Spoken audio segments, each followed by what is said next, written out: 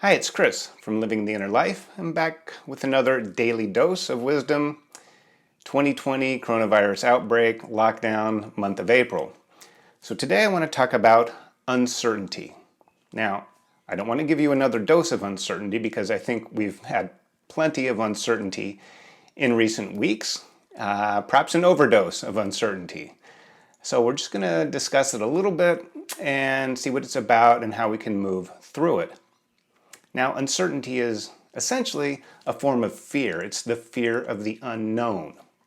And it's this not knowing, it's what's not known that can take on such a strong and potentially negative effect on ourselves, because what's happening is there are missing pieces, there are some blanks to the story. And human beings don't like an incomplete story. We like some things to make sense, no matter how weird it is. It has to, on some level, make sense. And when things are uncertain, and coupled with this fear of the unknown, a lot of times we fill in these blanks, these missing pieces, with more fear and essentially some negative things. Okay? So what we want to do is have some level of acceptance of the unknown. Because we can't know everything. There's so much to know. There's so much we don't know. And if you're a follower of science like I am, much of the time, if not most of the time, with every new scientific discovery, something is discovered within that discovery that tells us, oh, now we know this that we didn't know before, but in the process of finding this out, we've also found out a whole bunch of other stuff that we don't know. We didn't know that we didn't know, and now we know that there's some more things that we don't know. So uncertainty is really a normal part of life, okay? And we love uncertainty when we go to the movies because we want to be surprised. That's why we have spoiler alerts.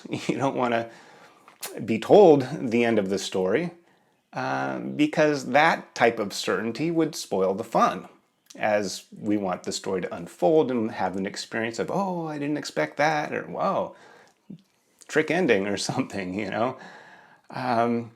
But what we're dealing with now with the pandemic is very serious. And unfortunately, this uncertainty is also fueled by a lot of the medical professionals, the political leaders in the field, as well as the media that's giving us information on this. The story seems to change a lot. It was one thing and now it's something else, and it'll probably be something else tomorrow or in the next few days. So uncertainty is just a very integral part of this process. And the trouble with, again, with uncertainty is that we fill what's missing, or to somehow make this story make sense, we put in some negative things or worst case scenario to try to fill it up. So what is certain in all this uncertainty? Okay? What can you rely on?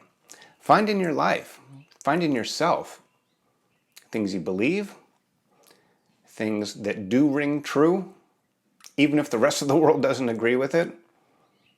To do a good thing is a good thing to do, even if it's not returned in kind. You can be certain about that. You can be certain about taking care of yourself. Okay? Because the more we take care of ourselves, the more we're able to help others. We can't feed from an empty bowl. We have to be strong and secure to help others be more at ease and more comfortable and secure in these very insecure times with a lot of uncertainty. Now, the flip side of uncertainty is, there's a chance that maybe these blanks, maybe the things that we don't know yet, may actually have very favorable outcomes. Okay? How many times have you gone into a situation where, oh gosh, I don't know what's going to happen, and you come out of it going, well, it wasn't so bad, actually. This is an opportunity. This uncertain time is when things are mushy and as uncomfortable and difficult as that sounds, as hard as that is to deal with, it's an opportunity to help create a new way, to fill in these blanks with good things, with positive things, with some growth. Maybe going back to the old way isn't 100% the best thing to do. Sure, I want to bring back many of the old things, or old, it's only been a month, but the things that we seem to be cut off from right now. Sure, I want to hug people and go out in public and go to events and not be so worried about catching something.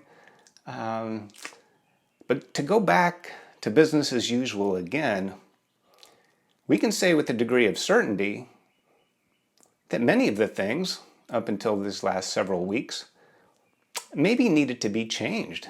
Maybe they weren't all that great to begin with. Maybe we've been putting all our hope and our faith and our belief into some professionals and authorities and just ways of thinking that could stand a little growth.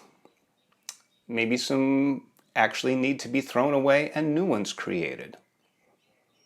So I would say with a degree of certainty that 100% going back to the way things were, business as usual, is probably not the best thing.